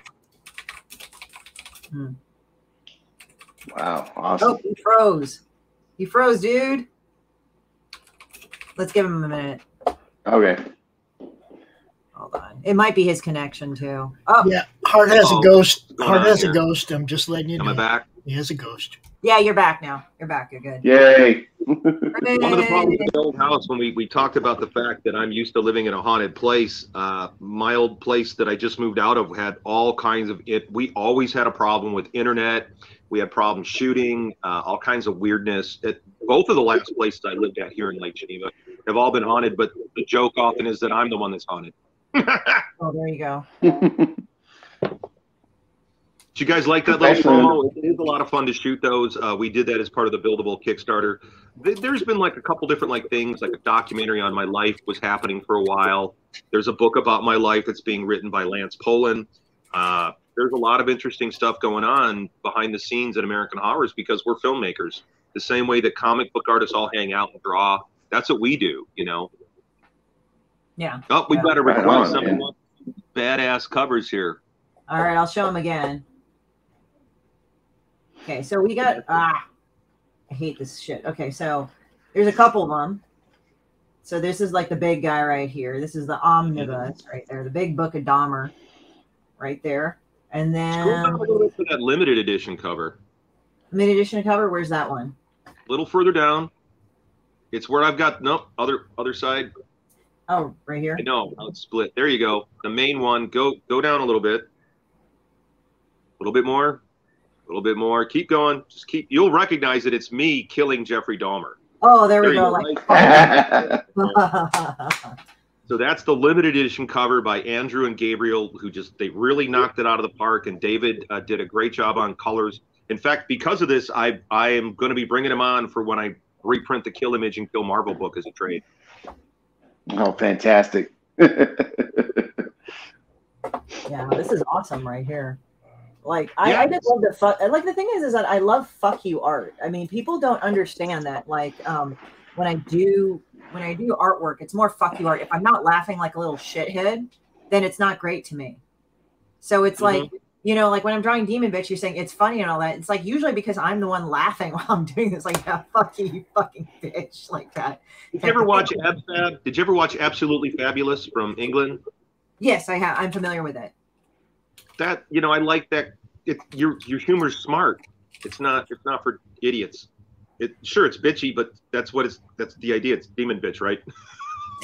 Exactly. I mean, that was actually based off of some women that I used to know that were fucking total whores on the internet. Like what it was is like, okay, one of them. So let me just differentiate. Like I kind of understand about cancer treatments and all that. Now, mind you, I never had cancer, but I had pre-cancer, and I had the scariest form of pre-cancer. So this is kind of weird. I don't know. I must be like Domino from Marvel. Okay, so what it was is I had been 50 pounds overweight, and I didn't understand why I was getting heavier. And then I felt like shit for a month, and I didn't know what was going on. And it turned out I had a pancreatic tumor. Like literally, it was 2 3-inch cysts. And they basically said, oh, we heavily suspect you might have a malignancy. I'm like, and you know, like, you're told, I thought I was going to get like some antibiotics and go the fuck home because I thought I had a kidney infection. So I'm saying like, excuse me, what? And then they said, yeah, you might have like cancer kind of thing. I'm like, the fuck? You know, because like now it's starting to kick in. But it was weird because I had that weird growth. Now, they kind of alternated the word tumor and growth, but the oncologists kind of quibble about like what exactly I had. It was a growth because it technically wasn't, I don't know their terminology, but they just use that back and forth. So essentially it was like it was a neoplasm, a pseudopapillary neoplasm that would have 100% turn to cancer, but it was in precancerous stage. It affects Asian and Black women only. And it was like only 3 to 5% that you would get it. So think of the 90 something odd percent that when they find shit like this, it's cancerous and it's bad. But yet out of that 3 to 5%, whatever it was, I was precancerous. So they essentially did a Whipple on me where they removed the head of my pancreas. And then they like pulled my intestine up, put what was left of my pancreas and the end of my small intestine. They removed my gallbladder, stuck everything onto the side. They cut off half my stomach, stuck it onto the side. And it's like, okay, that was weird. And then so here I am rerouted. And they said, well, you might be diabetic. I'm like, son of a bitch. And now I'm not diabetic. So to death, I went like, fuck you. And what was even funnier is like, as this went on, as I recovered and everything, it was funny. Some of the people would ask me the weirdest questions. They said, oh, what'd you name it? And I'm like, what? And it's like, what'd you name it? Like, it was pretty big. What would you name it? And I just simply said, okay, it's Casey Anthony. The bitch tried to kill me. That's why. She didn't succeed with me this time. So, you know, it's like, and I actually think in Alcoholics and Anonymous, one of the books, I actually put the CT scan of my tumor. It's really kind of amazing. Like, I circle it because it's really huge. Like they said, it was 2 3-inch cysts. So me being the fucked up sense of humor person that I am, I actually drew my fucking pancreas on a stripper pole. I put it up on Instagram. But going back to Demon Bitch, like, there were women that I knew that fucking would fake cancer, or I have Crohn's, when the bitch would drink like Jack Daniels and do coke for 30 days straight. And it's like, I have Crohn's. It's like, no, bitch, you need to eat and not do drugs. And then I knew a couple of guys that were like doing a bunch of coke and boozing and eating nothing but like bar pizza. And they're like, I've got a gluten problem. No, dude, you got a lot of other problems. It is not fucking gluten. Yeah, it's wow. like, you just need to do this thing is stop doing drugs for a while and eat something. You know, it's like, damn. Oh. I mean, there was ones where they said, I have a compound fracture in my ankle. And it's like, it looks like a sprain. It's like, here's where my ankle's broken. So one would point to the ankle, but the other one would point to the foot. It's like, that's not your ankle, you dumbass, because like I broke my ankle one time and it looks very different. I didn't have a compound fracture. It's like, but you'd know. And then later on, the day later, the person would be standing up. It's like, I'm standing on my other leg, but I decided to take a selfie. It said, okay, let me let you know something. When you break your ankle and you just break your ankle, you don't want to get out of bed because your body will literally not want you to get out of bed because it's trying to protect the ankle. Also, other parts of yourself are sensitive because you don't want to re-injure it. That's how your body's defense mechanism works. I know because I broke both my ankles. Yeah, so you would know this, right? I broke them both doing martial arts. Yeah. So I mean, I've never broken an ankle, but I've had a herniated back and I've gotten like busted up knees thanks to the Army. So I kind of know what you guys are talking about. I had to crawl up 2 flights of steps with a broken rib and drive myself to the hospital in a 79 Camaro with shitty shocks. Oh, shit. Because my asshole Taekwondo friends, during a black belt test, I was training with a dude and I was fighting him for his black belt and I beat him up pretty bad the previous time he failed his test, who was 2 inches taller than me, outweighed me, and I got my rib broken. And the head instructors thought it was a great idea to just leave me sitting on the floor of the basement there in U of I. And no one thought like, hey, maybe we should take Hart to the hospital. So I don't think too highly of some of these folks that were running this Taekwondo club at this point in time to leave one of their head instructors sitting on the floor with a broken rib. And I had to drag myself up the steps. And the next day I got trapped in my soft set waterbed. I couldn't get out. I was trapped. Oh, and this wow. is the day of my phone, and so my phone is just yeah. I couldn't reach it. It took me like 2 or 3 hours just to get out of the fucking bed. Yeah. So it's like with Demon Bitch, it kind of started from that, like making fun of people that fake shit in order to get attention. Yeah. And then it just went on from there. And it was just like, and I knew a lot of people like that. And also what didn't help is some people would be like, oh, you know, people like that, there's something wrong in you. It's like, fuck you. Like, I didn't participate with any of this shit. So it's just like a lot of that anger is put into that comic because it's like, dude, stop. You know, it's like, I'm all into personal responsibility and all that, but come the fuck on, you know? I'm not responsible for what other people fucking do around me or to me a lot of the time. If I'm not doing, how can you be responsible for what another human being does? Like, you get that, you'll get it in this male culture, and you'll have a guy out someplace and you'll have a woman that she'll be causing trouble with her mouth because she knows she can get away with it in a way that a man can't. And we all know in society there's a lot of that, where if I was talking that monkey shit, I'd be getting popped in the face. But you get away with it because you're a lady and you get to run your fucking mouth. And men will go to the other guy and go, hey, can't you control your bitch? Well, no, you can't. You can't control another person. What do I got, a shock collar? What am I going to go over there and smack them? No, you can't control. You can't control what other people are going to do. Yeah, yeah.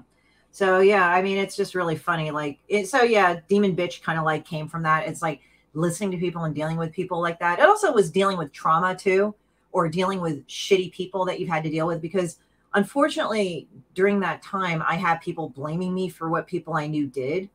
And the thing is that I don't even talk to these people anymore. What the fuck? And it was just like, but these were people, which was weird. Okay. So these were people that would tell me to get over it. Right. But then they'd say stuff like, I heard a lot of that. Well, can't you get over it? Why don't you deal with it? Oh, this is even better. This is even better when they do this shit. Okay. So when they go like this to you, they say, oh, well, just to let you know, it's like, well, I got over it with this person. You know, I still want to stab them, but I still got over it. I'm like, you wanting to stab them is actually you totally not over it. It's still you harboring, and you're okay. I have no desire to stab this person, but okay, whatever. It's kind of like, basically, I felt like I was on a ship full of fools, and it was kind of like they were telling me how I should be, but it's like, you guys have your life all stupid. I don't understand why you're telling me or shaming me what to do. Well, what's funny is interesting is the people that want to come and tell you how to run your life are generally a lot more unhappy than you are. I mean, I'm a pretty happy guy. For all the tragedy in my life, I'm focused on having a good time. You know, it's part of why this beautiful woman that's dating me right now likes being around me. I'm a positive person. I'm a problem-solving person, and I've been through a lot, so I'm unable to dwell on silly little bullshit. I just can't. I've been, you know, my wife died in my fucking arms. I can't get caught up in your shit. I had 10 years of dealing with the rape and murder of my first love and 3 different murder trials that I was a prominent witness of, and so was my father. And so I've dealt with so much way bigger things. And I don't know about you, but I see a shrink. So I have a doctor. That's how I found out I had PTSD. I just thought I was nuts. I just thought I was fucking crazy. And I definitely had a mental collapse after Michelle's murder. After Michelle was raped and murdered in 1993, I totally had a collapse. I was in the middle of making my movie, The Garbage Man. And we were halfway through. And we had just been on the news. And so I had a mental collapse. I totally did, without a doubt. I had an utter collapse. And I used to be a teetotaler. I never drank. I didn't do drugs in school. I didn't do any of that. I never smoked a joint as a kid. I didn't do any fucking drugs. And I was the bouncer that I would give away my midnight beer. I didn't drink. I didn't do that. And then after all the violence and all the shit that happened, I had to drink myself to sleep every night for a long time. And the murder trials kept ripping open all the wounds, kept ripping them open. So every time I'd rebuild my life, bang, there'd be a new trial, and I'd have to go back, and I'd have to be plunged into it. And it was a sex crime. And so it got ugly. Each specific trial got uglier and nastier. And I had to sit in the courtroom with the guy that did this to my loved one and look at him again and again. So I would say to the victims' families who are upset with me, hey, you guys only went through 1 trial. I went through 3. And he didn't get killed in prison. He's still in prison. The shitty governor of Illinois commuted his death sentence. So now I got to wonder and worry if this guy's going to get out on parole at some point and go kill some other woman. You know, he's got a history of violence. And he stabbed a guard in the face, stabbed a guard in the eye while he was in prison. This is a very violent person. So for me to get upset over what you said on Twitter, are you kidding me? Oh my, when did I have to care what dickhead in Iowa said? Why do I have to care what Facebook Karen says in Oklahoma? Why do I have to give a fuck? Guess what? I don't give a fuck. And in fact, the more you get my attention, the more I might want to fuck with you. Okay? So when you get my attention, you might get negative attention. If you wake the bear, you're going to get the bear. You're not going to get, oh no, I'm so sorry. Oh, gee whiz. You didn't like the comic book I never made you read? Too fucking bad. It's too bad for you. Did I make you eat that fucking deep dish pizza with anchovies on it that you hate? No, I didn't. You ate that deep dish pizza with anchovies. I didn't make you eat it. I didn't sit there and put a gun to your head and say, you eat that goddamn pizza, motherfucker. Eat it, eat it. I didn't do that. It's kind of funny because like sometimes people have gotten at me and they said, you know, your fucking work sucks. And I said, oh, my self-esteem. Like I get hit with the, you're not famous. I don't know who you are. And I go, well, fame's an interesting thing. Do you know who Charles Bukowski is? And they look at me dumbfounded. And I go, Charles Bukowski, you don't know who he is? They're like, no. And I'm like, that doesn't mean he's not famous. It just means you're ignorant of who he is. That's all that means. And I am famous. I am world famous. I got fans all over the world. Does that mean I'm Britney Spears famous? No, I'm not. But people have been talking about my work for over 30 years. Let's see how long they talk about your bullshit corporate garbage work. How are they going to talk about you if it's not even really your spice? It's got to be a product of you. It's got to be something that you love. Like Kevin Eastman and Peter Laird, when they made TMT, Teenage Mutant Ninja Turtles, when they made that, they loved it. It was a whole spoof of Frank Miller's Ronin series and his ninja shit in Daredevil and Elektra. And it was a great spoof. It was awesome, but those guys were into it, and you could tell, and that's why their characters are being utilized and talked about to this day. It's why people are supporting Ethan Van Sciver with Cyberfrog. It's an interesting character. It's an interesting book. You get what I mean? Or Billy Tucci and She character's been around forever. You know what I mean? 30 I met years. Billy. It's really, he and his family are real super nice. Billy's really a cool guy. Yeah. They really are. So the fact that somebody wants to put them in like Comicsgate, I don't even. What do you? Another censorship group? Let's censor these guys for their political beliefs. So what's next? Are we going to censor somebody for their religious beliefs? Because in our country, I believe our country was founded on the right to pursue your religious freedoms, to pursue happiness in the way that you want, to have free speech. Free speech is very, very important. The most important speech to protect is unpopular speech. Unpopular speech is the most important one to protect. So if you've got some Nazi idiot who wants to say their Nazi stupid shit, let them say their dumb Nazi shit. I'm with Joe Rogan on this. Let these idiots identify themselves as idiots. Let them show what an idiot they are. Racism is for very weak minds. You know, you're about your art and you're accomplishing something. You did the work, you created the character, you wrote the character, and you withstood your critics. You're like, yeah, I'm doing what I'm doing. And that's a big part of being successful. Do you know what I mean? Yeah. You're on the right path. You're totally on the right path. Thank you. I appreciate it. Yeah, it's just I just like to have fun with it, and I've kind of gotten to a point after all the shit I've been through. After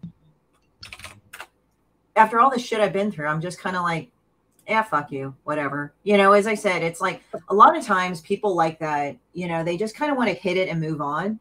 And sometimes like sometimes I've had people like try to fuck with my friends, and I really don't like it. And generally I don't get into flame wars, but I sometimes like if some assholes like on there saying like, oh, your work sucks to my friend, I can't help but to occasionally fuck with them because of my friends at Fugly. Like one time I said, hey, to one guy, like he was just jumping on one of my friends' channels, and he was like going, hey, you know, just to let you know, you know, your fucking work sucks to my friend. And I know he's a dude and all that. I said, but you know, I really don't like what you're doing. So I just said to him, hey, you know, I heard like, you know, people were asking about your mom, especially the guys in the neighborhood. I think some of them remember them pissing inside her once, you know, shit like that. I think the woman that attacked me at the party, she was making cracks about my mom, how she fucked my mom the night before. And I looked at her and went, my mom? I said, well, my mom's got bad knees. She's in her 70s. And I really don't think you're her type. I don't think my mom would fuck you. And that's when she attacked me. It's just like, I don't even know why. It's like, it's funny because like the thing is that with people like that, they cannot take what they dish out. Like at least the thing is, if I dish it out, I'm be sure to take it. That's the thing. And that's the thing that I find kind of shitty about a lot of humor comics nowadays. It's just being mean. And people are like, well, you're talking with a guy with a big book of Dahmer. I said, yes, but there's like actually an element of humor to this. It's dark. Well, here's the thing. So people go, oh, you're talking to the guy with the big book of Dahmer. Hey, ignorant asshole, have you read it? Hey, Big Mouth, have you read one fucking Dahmer book, Big Mouth? You're ignorant. You have not read it. These books are out of print. They're very expensive. The second printing goes for over $100. First printing more than that. First printing, there's only 4,000 copies out there of the first printing. from March 2nd, 1992. So why don't you tell me how you read the book? Tell me all about it. Why don't you tell me something specific from the book? The reason Rush Limbaugh gave me a thumbs up on the air when I did Rush Limbaugh Must Die is because I read his book, okay? So when I did Rush Limbaugh Must Die, I read that man's book. I listened to his show. I watched his TV network. So when I spoofed him, I put real shit in the book. Real shit is in Rush Limbaugh Must Die from his book, okay? So when I did Sally Jesse Raphael, they were operating out of the same studios, the same building. So all the ladies at Sally Jesse Raphael fucking hated Rush Limbaugh. They hated his guts. So when I showed up to the show, I brought like a stack of like 40 fucking books. And I gave them to him. And I said, make sure the people at Rush Limbaugh get this. So Rush, during his most popular period on the air in like 1994, gave us a thumbs up and said the book was funny.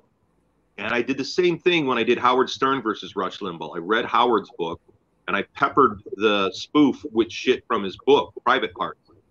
And Howard was really upset. I got under his skin. He put the kibosh. I was supposed to do a signing with Stuttering John, but he put the kibosh on that. He was upset with the book. I find that interesting. I read Howard Stern. I'm very proud of myself. Yeah, see, the thing is that I find it funny with people that are into shock and stuff like that, or they're like, oh yeah, it's like really funny, but when they can't take it, it's kind of interesting. That's the thing. And I find that interesting because I guess they don't like being trolled as much as they like to troll people. And the thing is that if you troll me and it's actually insightful and actually clever, it's like, all right, I'll give it to you, But if it's just dumb and stupid, it's like, all right, you're just a fucking idiot, whatever. Okay, I mentioned I faked my death for April Fool's Day in 1998. Okay. We had a whole team on this prank.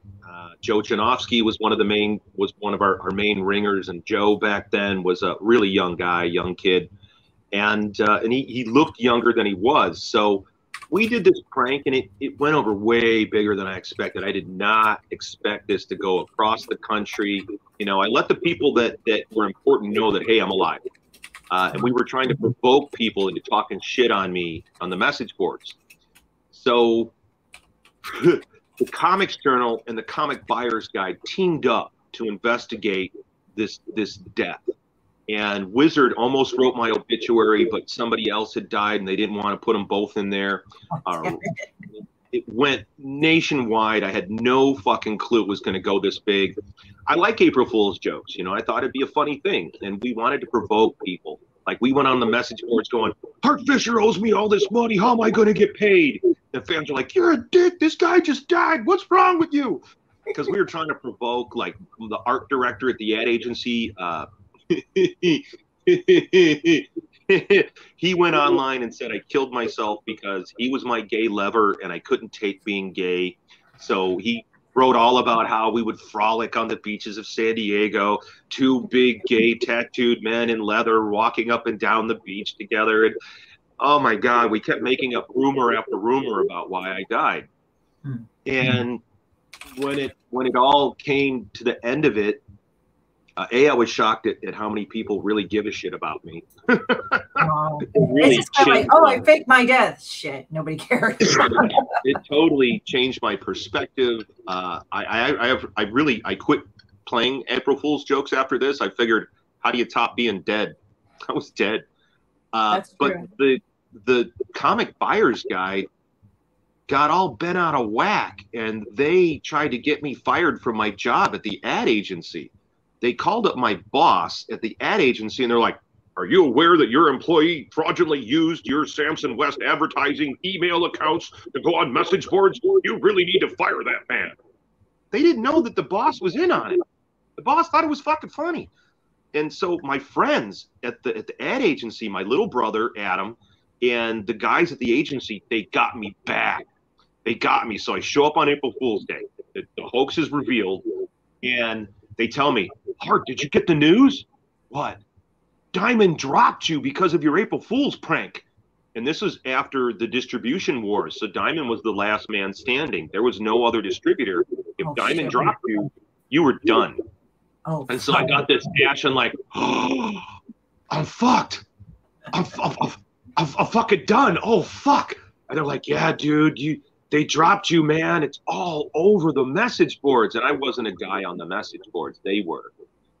And I called up to number 2 guy at Diamond, and I'm like, hey, I wanted to talk to you guys about this prank and about dropping me. And he's like, Hart, we didn't drop you. What are you talking about? It sounds like somebody got you. And I'm like, thank you. Damn it. And I look at them like, you fuckers. They're all laughing at me. They're all cracking up. You fuckers. Oh, you bastards. And I took it, because you got to have a sense of humor about this stuff. You have to. If it's good for the goose, it's good for the gander. Yeah, I mean, like you put out basically, oh, you died. It's like, okay, you're gonna have to get something back on that. So it looks like we may be booted in the next few minutes. So go ahead. I've already put the Indiegogo up there if you want this lovely, beautiful cover of Hart Fisher's Big Book of Dahmer. And you want the omnibus coming on. You got 5 more days, guys. And make sure to check out American Horrors. Did I get that right? Sorry, sometimes. Yeah, you did. It's totally free on your Roku, and it's also at AmericanHorrors.net. Yeah, I'll go ahead and put that up on there. So, yeah, loved having you on the show, man. I mean, I didn't get to draw, but that's okay. I'm totally cool with that. So it's like sometimes it's like I go and draw, and I'm like, I don't know what the fuck to say. But I'm going to go ahead and some of these comic book people are really fucking boring. Really?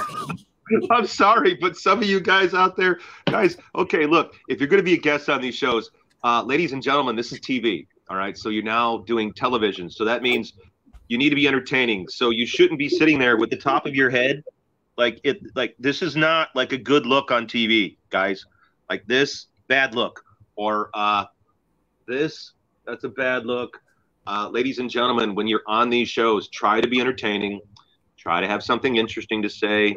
Okay, all right, my fellow comic artists, I know you spent a lot of time alone in your room, on your table, but you're going to have to learn this is the new age.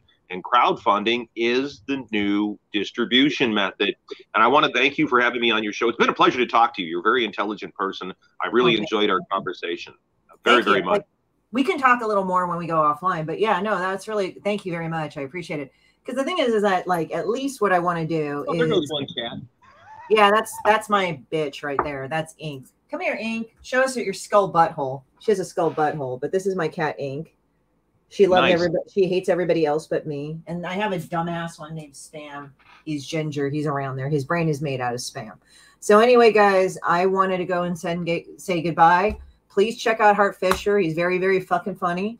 And if you want something that reminds me of the 90s, I'm not saying that in a bad way. I'm from that era too. But the rawness and bullshit and all that shit from the 90s, oh my God, just fucking check out that Indiegogo. I just put that up on there, and along with all those other links, check out my link at Linktree Horror Studios, and we're going to be good to go. So you guys, you have a great day. And one more thing, if you go to the AmericanHorrors.net store, you could buy a lot of these classic first print 1990s comics. Oh, shit. Hold on. Oh, we got kicked off. Oh, okay. So, guys, if you go to AmericanHorrors.net and hit the shop or BoneyardPress2020.com and go to the shop, it says shop here. And you click on the thing that says shop here, where it says click here to shop. It's got all those books. All those books are up there. The Flowers and the Razor Wire first prints. The True Dean book is up there. My books of poetry up there. They're all there. They're the first printing. So if you could get a piece of history right there. Yeah. And I need your money. Hey, by Dirk Manning here, the writer and creator of numerous comic books and graphic novels, including Nightmare World, Tales of Mystery, Brave But Not Dead, all kinds of stuff. And I am super excited for you because you are getting to watch right now, right this moment, out of all the things we're going to be doing, you're getting to enjoy and revel in the Madness Comic Network. And that is awesome. Thank you for being here.